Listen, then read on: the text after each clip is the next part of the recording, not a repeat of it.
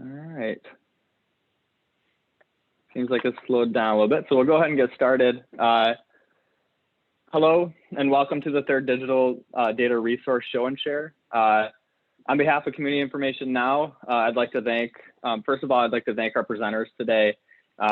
Today we have Justin Martinez, the Bexar County Justice Project Advocate at Texas Criminal Justice Coalition. We also have Crystal Graft, the Housing Policy Coordinator at the City of San Antonio Neighborhood and Housing Services Department. And then also our colleague here at Community Information Now, Christina Martinez, our Research Coordinator. So thank you all thank you for coming in to present your tools and data resources to the group today. I'd also like to give a thanks out to our hosts who helped us to organize and get the word out, get people registered. First of all, LISC San Antonio and Leela Powell. I also like to give a thanks out to Alamo Regional Data Alliance. I think I saw Sebastian Shiner's on here, Ginger Walker, Sarah Serpis, hi. And I think there might be a couple others from ARDA. So thank you for helping us out with this and also for attending today. I'd also like to give a thanks out to our staff at Community Information Now for putting this together, getting people in to help present and together. So we have Daniqua Forrest, who will be helping me run this session today, our other research coordinator, and then also Christina Martinez, who will be presenting today, and then Laura McKeon, our executive director. Also, give a shout out to the National Neighborhood Indicators Partnership. We are the San Antonio partner for that partnership with the cities across the country that do very similar work to what we do. I think I see a couple NNIP people on here as well. Kathy Pettit, I believe, is on here. Yes. So I want to give a shout out to them as well. So my name is Jeremy Pine. I'm the Senior Program Manager for Community Information Now. I want to thank you all for attending today's Digital Data Resource Show and Share. This was really born out of a want for knowledge about current and upcoming local data resources. So new data resources, new tools are coming out all the time. So this is a way to get those tools out in front of people, in front of users that use this type of stuff, this type of data on their day-to-day work. So it's a way to get out in front of people and help people find what they need. Also, another part of this is to help with things like avoiding duplication of efforts for data that's being put out there. And also on the other end of that, to inform development of new data sets that maybe people are looking for and we need access to that aren't currently out there, and to recognize that those needs are there. This is something we try to host 3 or 4 times a year. Obviously in the past year, it's been a little tough, but we started them up. So this is actually our 3rd show and share overall. It's the first of this year, and also our first time doing it virtually. So today we have a mixed theme of tools. Around crime, housing, and then COVID. Also, there's an overlap too with 2 of the tools that are using R Shiny. So if there's any R people here, there are 2 of those tools are using the R Shiny development as well. So you'll see that. Just a couple housekeeping items for today. First of all, we will be doing evaluations at the end. There's just 2 polls that we'll put out, and then also a way that you can leave comments. So we'll cover those in the conclusion of this. During the presentations, any questions that you have, please put them in the chat. And then Daniqua will be taking those questions so that when all presenters are finished, we can go through and we'll do a Q&A session at the end with our presenters. Also, this is being recorded. So this is something that the recording will be made available through the Community Information Now site at cinow.info through the show and share page. So if you need to go back and review anything, this will be something you can go back and review that. And then last but not least, for bathrooms, they are, actually, you know your bathrooms are, I don't have to tell you that. We're all good there. So first part of the agenda for today, we have Justin Martinez from the Criminal Justice Data Coalition. So Justin, please take it away. Thank you. Thank you. Let me get my screen up real quick. Okay, great. Can everyone see that? Okay, thank you. Yeah, so good morning, everyone. I'm really excited to be here. I mean, again, my name is Justin Martinez. I work as a Bexar County Justice Project Advocate for the Texas Criminal Justice Coalition. And basically what I do is I work with many community organizations, community organizers to try and help further better criminal justice policy here in Bexar County locally. And I'm really grateful actually to have this chance to share this incredible tool with you all. This is actually our newest dashboard that we've made live. It launched, I think I believe it was January or early 2020 here in Bexar County. But basically what this does, so we partnered with January Advisors, which is a data group in Houston, to basically visualize over 400,000 individual criminal court disposition cases here in Bexar County and pull all of that rich and very complicated data and try and make it more accessible and more available, not just to the, the policy wonks out there and the academics, but also to the general public for use. So let me take you through, I thought I'd give you all a live demonstration of the dashboard. So when you go to our site, tcjsdashboard.org, you'll come across the dashboards, and you'll just go here to the tab. And of course, you see we have them in Harris, Dallas, Travis as well, and just click on Bexar County. And here on the left is where you can begin to sort of refine all of that 400,000 worth of individual court data cases into whatever it is you're looking for. So let me take you through that real quick. So the filing date, so that's what you would use if you have a specific time or a specific time period that you would like to know what was going on with court cases within that time period. For right now, I'm just going to keep it where it is. So we're looking at court disposition cases from January 1st, 2020 to the most recent data we have from the district clerk's office. Oops, sorry. Let me refresh.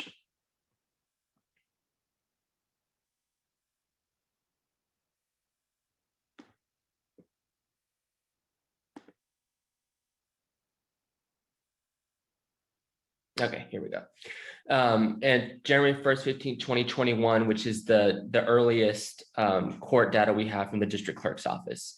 And then offense category. So we tried really hard. We worked with a legal group to figure out how we can best categorize these 400,000 cases.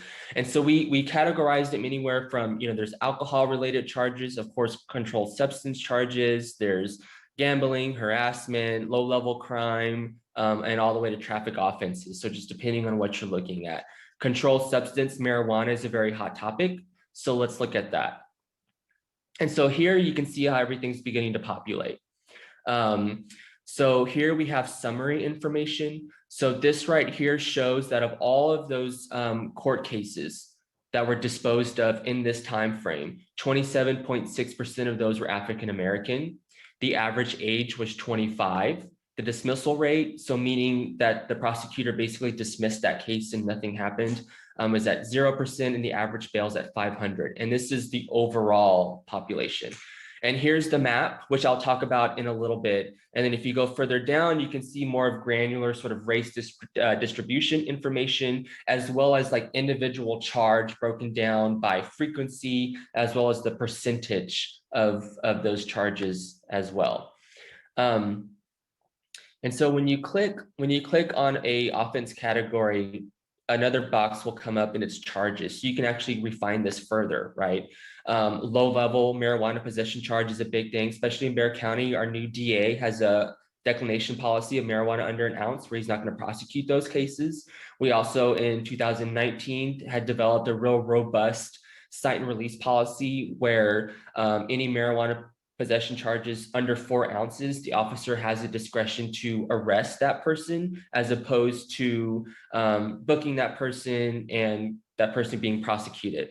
And it looks like technology is not loving me today. So let me refresh this again.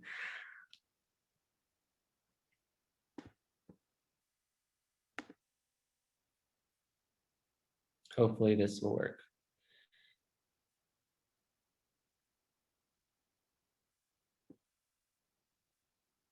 There we go. Okay, let me go through this quickly before I lose it again.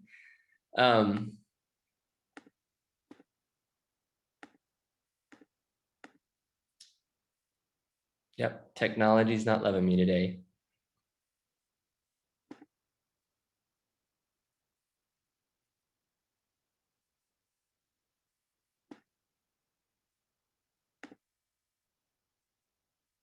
Okay, there we go. Okay, so I'm going to go this quickly before I lose it again. But so here you can look at all the low-level marijuana possession charges, and you can break it down further by gender. So if you want to know how many of these were women affected versus male, if you want to look at race, ethnicity, I do want to show you before I lose this again. So we were able to overlay census data on this information. So what you can do is you can look at, for all the low-level marijuana possession charges, you can look, okay, where is this happening within the city? But also, where in these neighborhoods are these happening at? Are these predominantly Black neighborhoods? Are these predominantly Latinx neighborhoods? Are they, predominantly white? You can go through and see that, and you can see how you can begin to build a narrative around the data and the numbers. And you can zoom in and you can see. And just so everyone knows, so this is geocoded information. This is not where the arrest happened itself.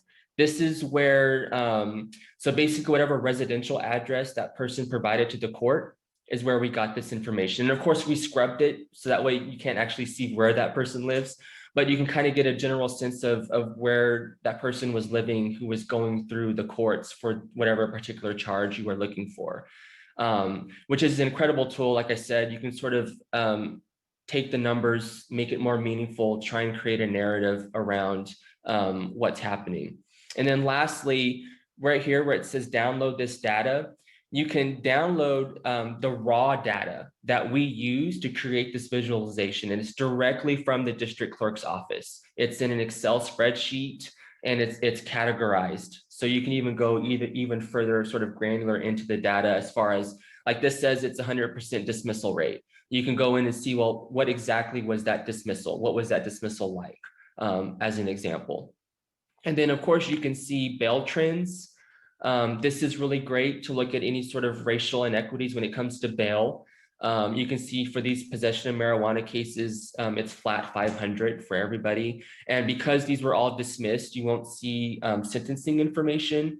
But here you can see, you will be able to tell how many of the cases that were disposed were probation, where probation was the disposition, or where there was probation and fine. If it was a sentence, was it to county jail, state jail felony facilities, prison, and whether or not that sentence had a fine with it. And that's also would be broken down by race as well. And I'm afraid to show y'all, because I don't want this to break down on me again. But when you're looking at policy, like it just did now, but when you're looking at policy, you can use this tool to figure out, what type of policies are working and how effective they are. For example, when it comes to marijuana, when the district attorney, Joe Gonzalez, came in and he had that declination policy that happened in May of 2019, and we had that robust site release policy that happened at the same time that tried to divert all of these marijuana possession charges, you can look and see at how that played out in the courts. And I wish I can go through it to you now, but I can tell you that, you can go from like the year previous to that. And what you would see is that for marijuana possession charges from 0 to 2 ounces, there were 4,570 cases that were disposed of. When you look at May 2019 and a year out, when the DA had that declination policy, when we started a robust site release policy, the marijuana 0 to 2 ounces charges actually went down from 4,570 to 420, right? So you can see that policy is actually making a difference.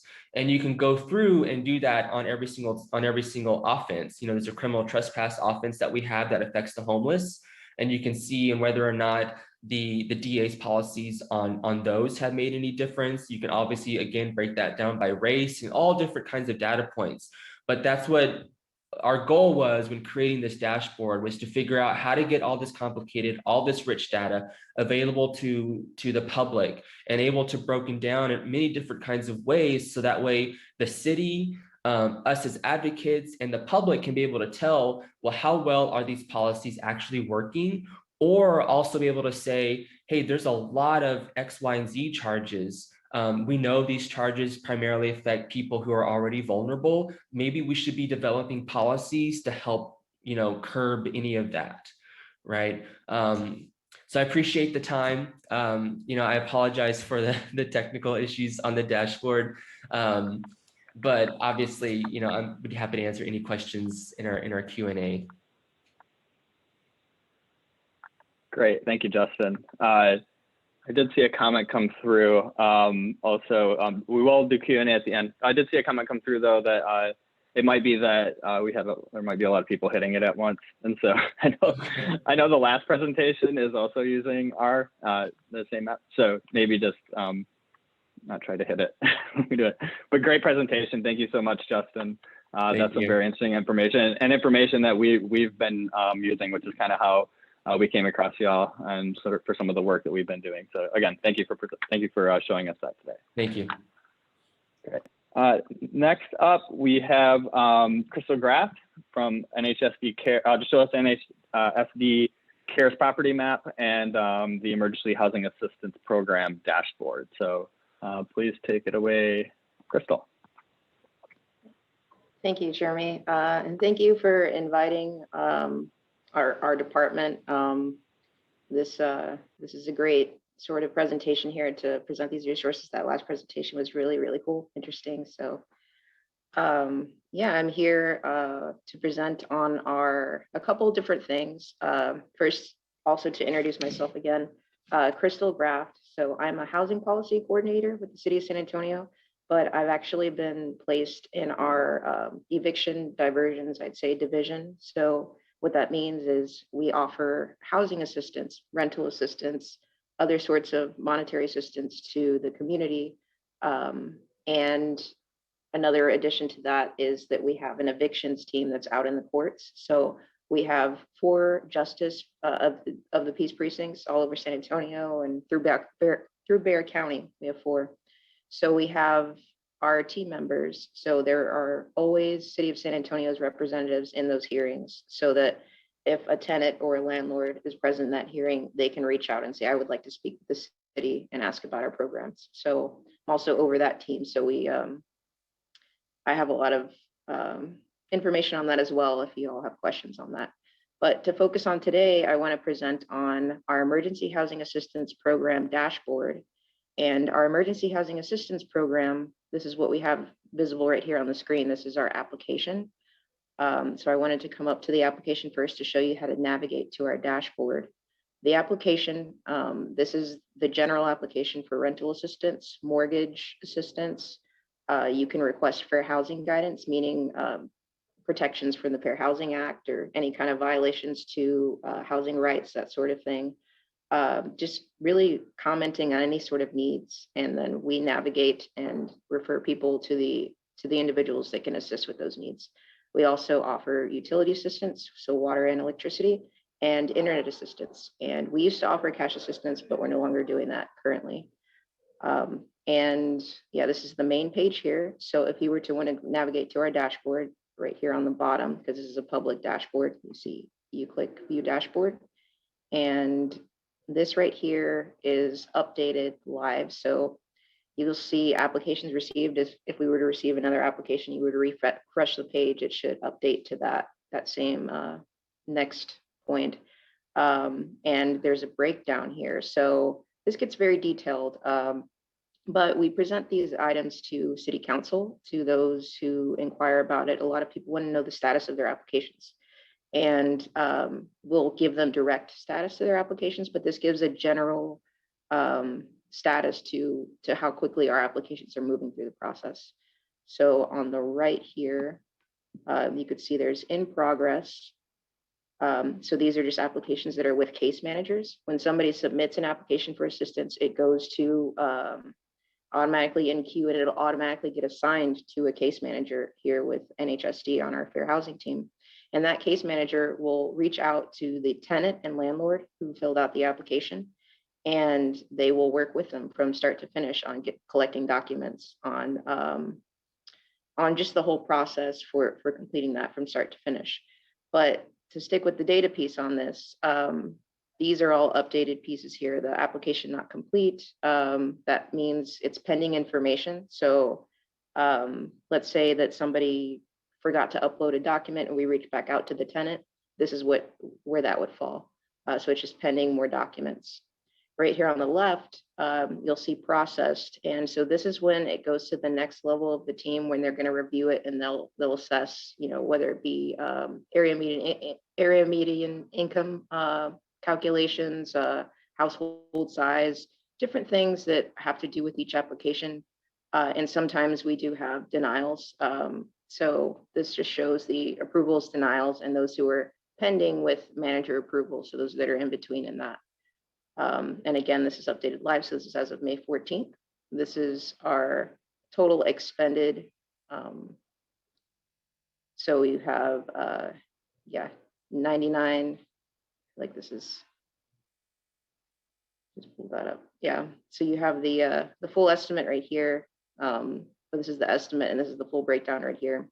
And again, the services that we offered, and it's broken down there to what has gone to each service. Pretty cool here. You can see the total people assisted, and then the average per person. So this is breakdown to, because you'll have the head of households will submit their income. So it might be 2 people in the household or 1 person, but this is broken down per person, and this is per household right here. But again, pretty cool on the side here for those who would like to just play with these tools. You can adjust the time frame, so you can view the calendar year of 2020. The Emergency Housing Assistance Program was created in 2020 as a result of the COVID pandemic, and so we just passed the anniversary actually in April. It was April 23rd of 2020.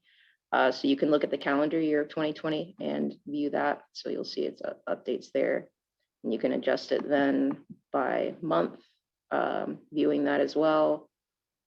Fiscal year. And here on the next tab, it's pretty interesting. You can select it by council district, and it'll show those same fields. And then you'll see other fields start to pop down as well. So when you select council district, then you'll see another field pop up where you can select demographics. So these are just general applications, but if you select demographics, because we do ask these questions in the application, applicants can opt out, but we do have quite a number of people who will provide the information. So when you select demographics here, and you could, again, this is like from District 1 here, so you can see those who are under 18. As you scroll over here, you can see all of these as well in percentage, but this is the full breakdown on the right here. And then you can actually even filter it, because this is by age right here, but by the demographic type, so education level, ethnicity, gender, and race. So yeah, again, going by council district there. So this is great, a great tool for us. We use it as a standard to look for more outreach methods and focus on equity tools. We use it for a large number of our research things, but just how we can best benefit the community. But so yeah, this is a great tool for research in that. And this was developed by Kinetech. So just a cool history piece on that. The city or government organizations partnered with a lot of startup agencies. So we were partnered with a small agency called Kinetech. So they could help us to build this out and really help filter these pieces. So yeah, just some cool historical. It's called the CivTech program. That's what that's called. Yeah, partnering startups with federal agencies. Yeah. But so the next thing I want to show you all is our CARES Act map, which this is our main COVID emergency website here. So I wanted to show you how you can navigate directly from there. So if you go to resources, you scroll down, and then there is financial and housing recovery, and then housing and evictions.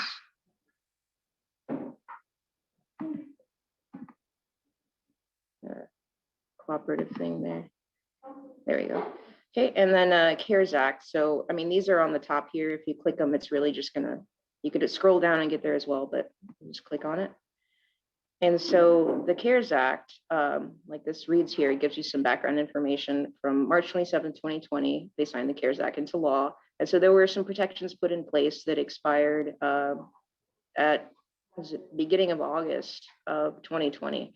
But there are still certain protections in place. And so this map that we created as a live tool for individuals to see if their property is a CARES Act property helps them to see whether they qualify for those additional protections. And so the current protection that's in place is that when somebody is served a notice to vacate, they are required to give that individual 30 days after that. And so they can't, before they file the eviction, basically. So a notice to vacate is kind of that first step. You could be behind 1 day on rent, meaning you're up to date today, let's say tomorrow you're behind, and somebody can serve you what's called a notice to vacate. They can create that form in any kind of format and make it look pretty scary. So we have a lot of individuals who come to us thinking it's an actual legal citation to telling them to leave, but it's a notice to vacate. And so they are required by law under this act to give the tenant 30 days to get caught up, get their items in order before they can actually formally go file an eviction in a court. So that's the protection that's currently in place. And so you'll see on the map here, see you can scroll in and it'll adjust there, but it's also arranged by district. And this is all kind of live here. So just to give some background too on this, so the CARES Act protections, this covers public housing authorities, so those who receive voucher programs, those under LIHTC, and those that are federally backed loans for mortgages covered by Fannie Mae, Freddie Mac. Let's see, also Section 8 voucher holders, right? So yeah, a lot of San Antonio residents are covered in this act. So this is pretty sensitive here, but it's yeah, it adjusts pretty fast. So and then on the left here, again, you can adjust that by council district, by zip code, and you can even search by the actual address, which if you type in the address right here, this is probably the most that we use, because even in court we'll have in the hearing we'll have somebody say, am I covered, and then we'll look it up for them. So great tool there. But yeah, I'm also available for additional questions on any items that I presented just here, but also additionally on our programs. I'll be here for the Q&A. But that is all I have, I believe, for our tools. Thank you. Great, thank you, Crystal. That's also super helpful. Again, another tool that we've been using too. So super great to see that demoed and all the great information that comes out of that as well. So thank you. Okay, and so the third tool that we have today is the COVID Scatterplot correlation Scatterplot that we put together through Community Information Now, and we'll hand it off to Christina Martinez to present that work for us. Thank you. Let me get set up here.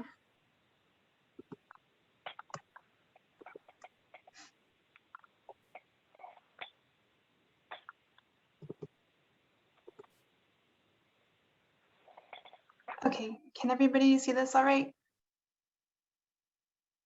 Cool.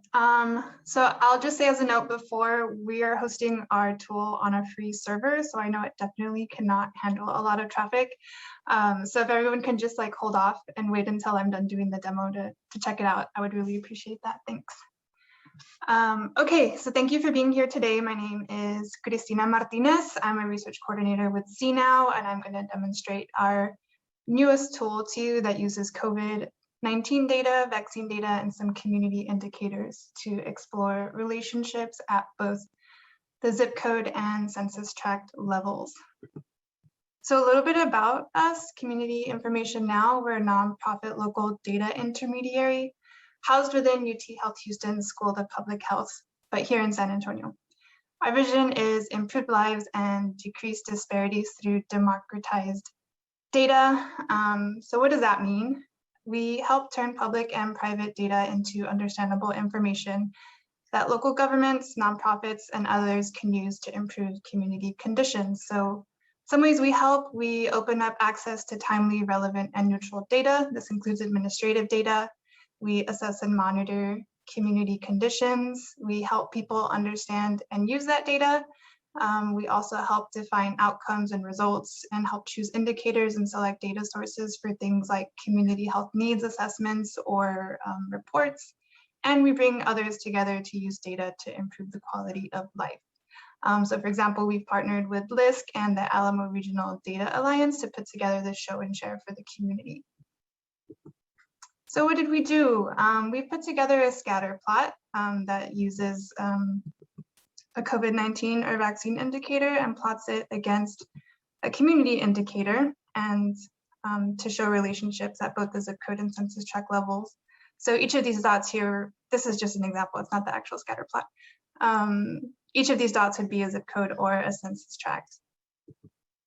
So these are the indicators that are included in the scatter plot. We have COVID-19 rates as cases per 10,000, hospitalizations per 10,000 people, deaths per 100,000 people. We have vaccine rates as total doses, 1 dose, or fully vaccinated, and quite a few community indicators, most of them coming from the American Community Survey, and we've also included unemployment claims and business data. And important to note here, these rates, all 6 of these rates are available at the zip code level, but the census tract scatterplot will only have cases per 10K because that was the only data we had available at the census tract level.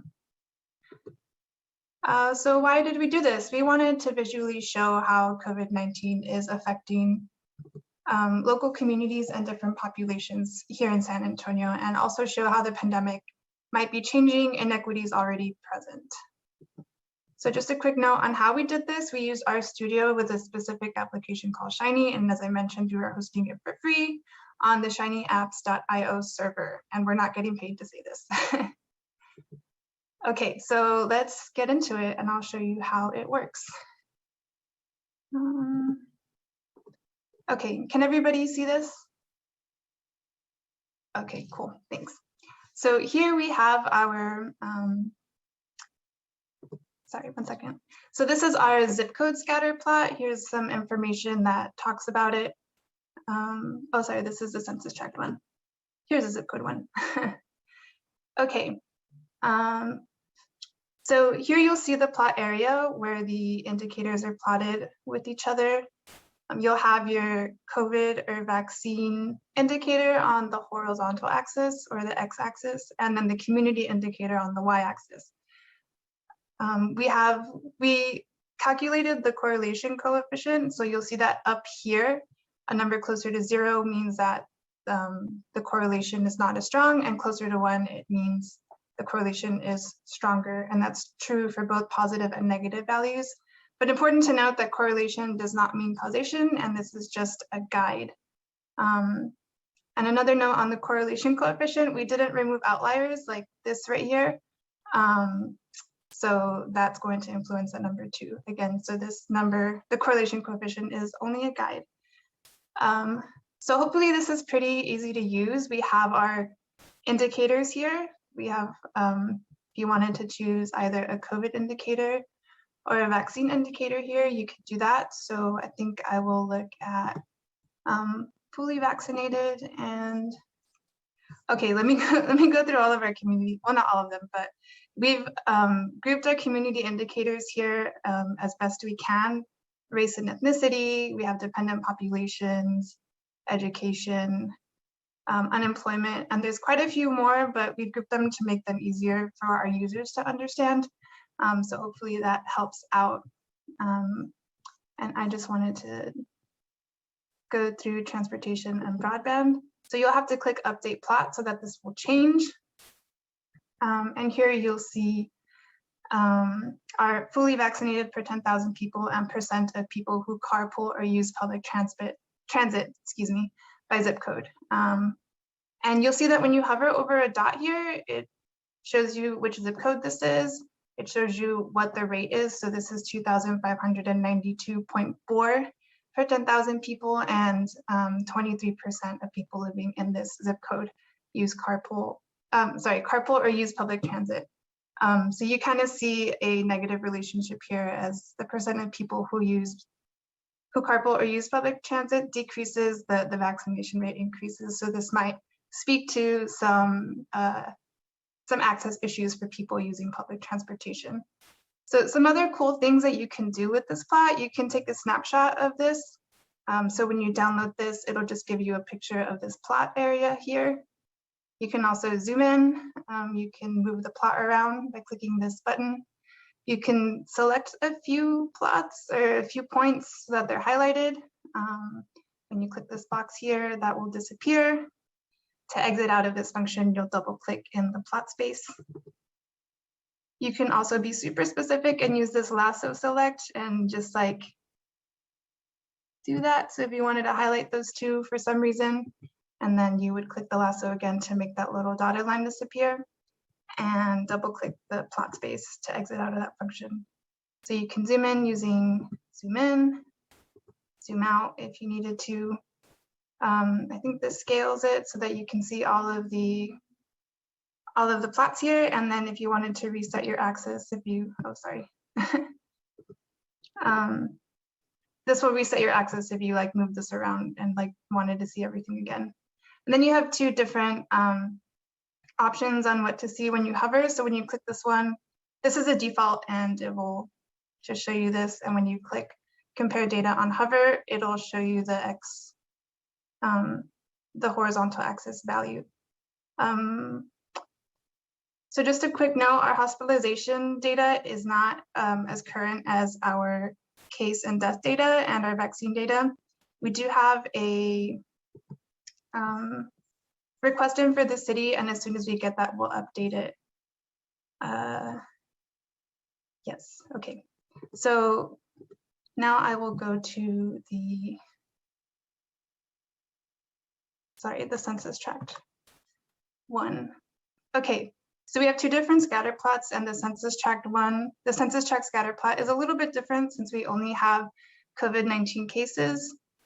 So you see that there's only one indicator that you can choose here because this horizontal axis will always stay the same. And same thing, we can only get COVID-19 cases at the census tract level by data request, and we're still waiting on that from the city. And as soon as we get that, we'll update this plot. But this works exactly the same way. We have the same indicators here, except for unemployment claims. That indicator is not available at the census tract level, or we didn't get it. So just some quick interesting correlations here.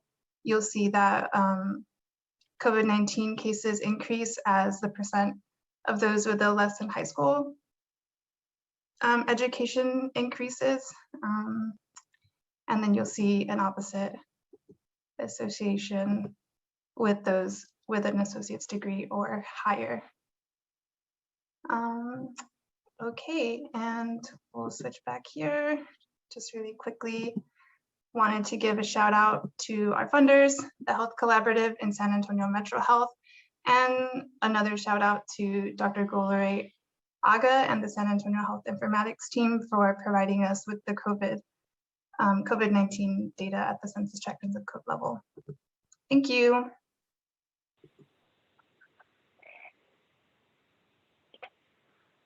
Great, thank you. Thank you, Christina.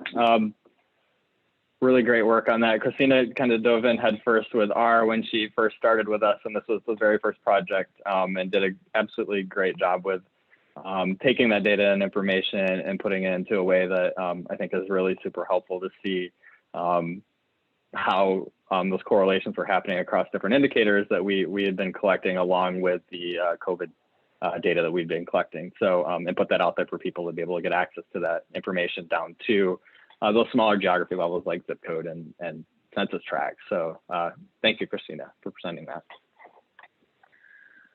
Okay, so at this point, I'd like to thank all of our presenters so much for presenting today. Thank you. That was really super helpful to see all of that. So at this point in the agenda, what I'd like to do is kick it over to my colleague, Danico Forrest, to read through some of the questions that came through during the presentations. Also, if you still have questions, please feel free to keep posting them in there in our chat, and we'll answer as many as we can through our Q&A session. So please take it away, Daniqua. Thank you. Well, hi, everyone. I'm Daniqua, and our first question is for Justin. Who is the intended user for the dashboard? Yeah, right. So we definitely wanted to help people within the community that are actually working on, criminal justice policy, to be able to have the data available for them, to be able to know what's happening on a local level, city officials, and we are hoping to find ways in which we can make this even more accessible to where folks within the community can check in and see how different policies are working. Because remember, the DA, judges, these are elected officials. And so if they are putting out policies in which they say that this is going to help people, then I think, or we believe that it's important that the public has some type of tool available in which they can go and see, well, is this really helping? Is this doing what they say they're doing? Right, so that was kind of our overall objective with developing these dashboards and further development in these dashboards. All right, thank you. Our next question is for Crystal. Which council districts have the largest percentage of HUD, LIHTC, USDA public housing? So off the top of my head, all those would probably be different answers to each of those. For public housing though, it's typically in District 1, we have quite a few, but the districts are also relined. The last I looked at it, it was District 1, but I'd have to honestly review for public housing specifically. For the others, I'm not sure off the top, but we can look at it on the dashboard. That's the cool thing about the dashboard. And it's updated live. So yeah, it's a great reason for that tool. Thank you, Crystal. And Christina, for the hospitalizations, is that data in the open data portal, or are you doing requests for information or something else? The hospitalization data is request only, not available on the open data portal for the city, as far as I know. But cases by zip code and deaths by zip code are available on the open data portal. All right. And then this isn't a question so much as just a general comment that for Justin, it may be helpful to look at the ability for a certain amount of users to use the dashboard at one time. And then for Crystal, someone did ask about the links, and I saw that you put them in there, and Justin, you put the links in the chat as well. So if anybody is looking for the links to any of these dashboards, all of them are currently in the chat, or you can contact one of us and we'll gladly send them to you. And Christina, again, sorry, go ahead. Sorry, I did have a question for Justin really quick. With the data download on the site, I know that in your presentation you mentioned that a lot of the ways that you're hiding or you're masking, I guess, for confidentiality reasons, the actual location of those. So when you download the raw data, how's that dealt with within the raw data that you download? Yeah, right. That's actually interesting. Last time I checked the data, I think the residential addresses were actually not on there. But when we first launched it, the residential addresses were actually a part of that data, and I haven't checked it since, so I don't know if that has changed at all. But that's how it would show up. Okay, great. And then does it have like information around like zip codes or anything like that comes with it? It should. Okay. We're still, the dashboard is still, because we launched in January 2020, and then COVID hit, and so all of like the changes that we were seeing that needed to be made were kind of put on the table. So we're still very much developing the dashboard as well as what the actual raw data looks like, and we're trying to get as much information as we can without compromising confidentiality information, so that way more folks have more information to go off of. Great, thank you.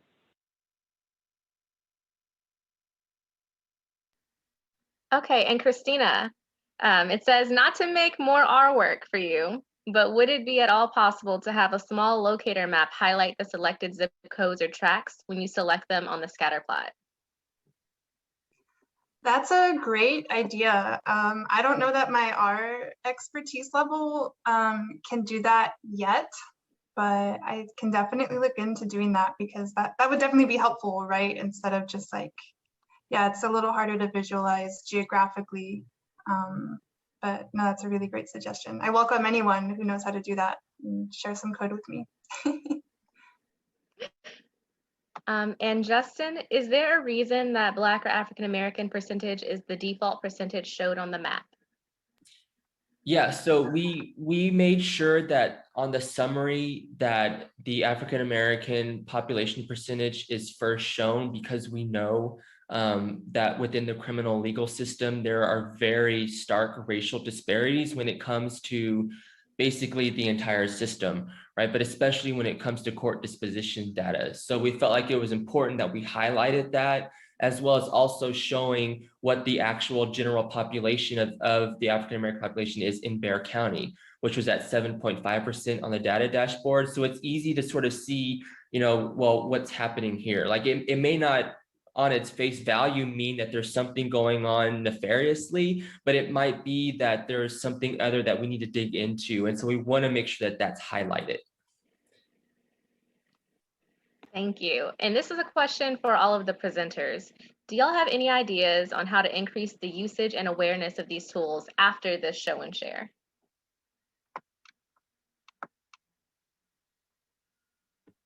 So I can take that one. I know, so I think for us, although we try and make the dashboard, accessible for the general public, we know that that's not quite the case. And so what we try to do is we try and use the information from the dashboard and create different, infographics, working with different organizers and organizations to sort of help them use the data and then take that data and make it even more accessible and broken down.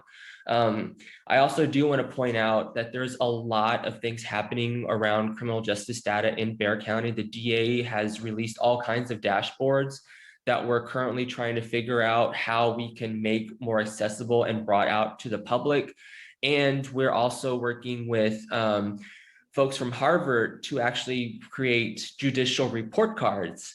So that way we can figure out how to bring that to the public because, the judiciary is elected, but, so many people don't understand what actually happens. So we are working with them, and a huge shout out to the county on that because they actually gave us the data we needed to sort of, tell on the judges a little. But that's kind of how we feel like our next steps are, is to figure out how to use these dashboards and get them to the organizers, get them to the organizations, and figure out how to even break that down further to get it to the public. All right, are there any questions that maybe I missed in the chat or any that just popped into y'all's heads just now? You can say them or you can put them into the chat now. I think Lauren had a question directed at me. Yeah, the Harvard. So we started working with Harvard in Houston, and it's a research project that the Kennedy School is doing on working with the Judicial Council on basically bringing more, again, judicial accountability to Texas. Right now, it's only in Harris. Bexar County would be the second one, and we are looking to go to each and every county in Texas to do this. But yeah, this is funded through Harvard, through the Kennedy School.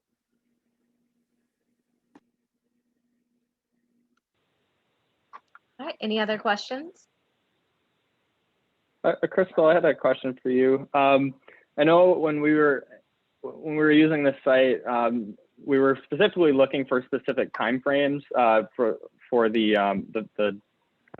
housing dashboard, and so, but the time frame was because of the shutdown happening around March of 2020. So I noticed that I had the fiscal year in there. Is there a way in that dashboard? Is there something in there to do it, for a specific month, or is it a month by month thing in that? No, there isn't a way to tailor it. Like, say, if you wanted to start April 15th and then go to June 3rd specifically, you'd have to add up the months. yeah, I've actually tried to do that before. Yeah, so you got to add up the additional months. That's how I did it in the month-to-month portion. Yeah. Great, thank you. All right, any other questions?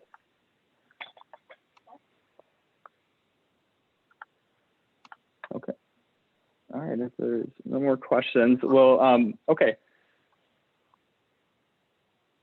Here we go. Okay, gotcha. So, so we'll go ahead and wrap this up. We want to do a couple of evaluations here through polls. So they'll just be two really short questions here. So let me go ahead and launch the first one if y'all could fill it out. So the first question is, how can you, there you go, so multiple choice. So how can you use these resources in your work? So these will remain anonymous. We're just collecting this on our end, but if you have just a couple moments, please select the responses that fit best with you for this question.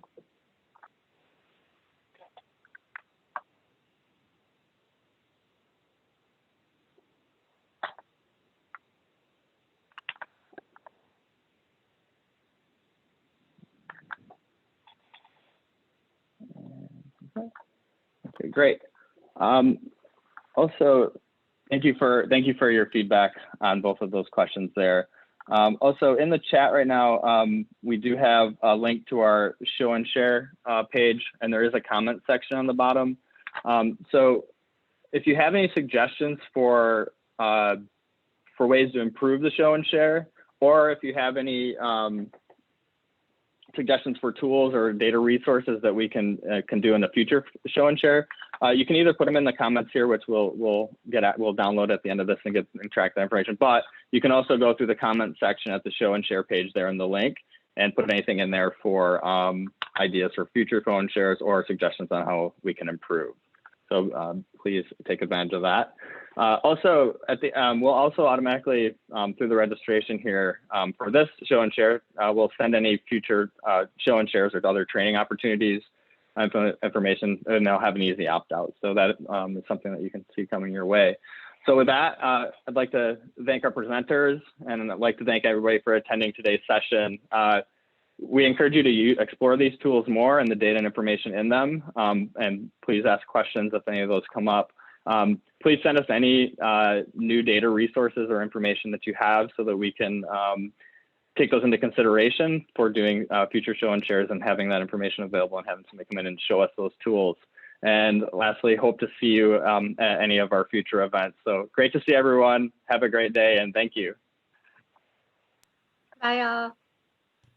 Thanks, y'all. Great to see faces.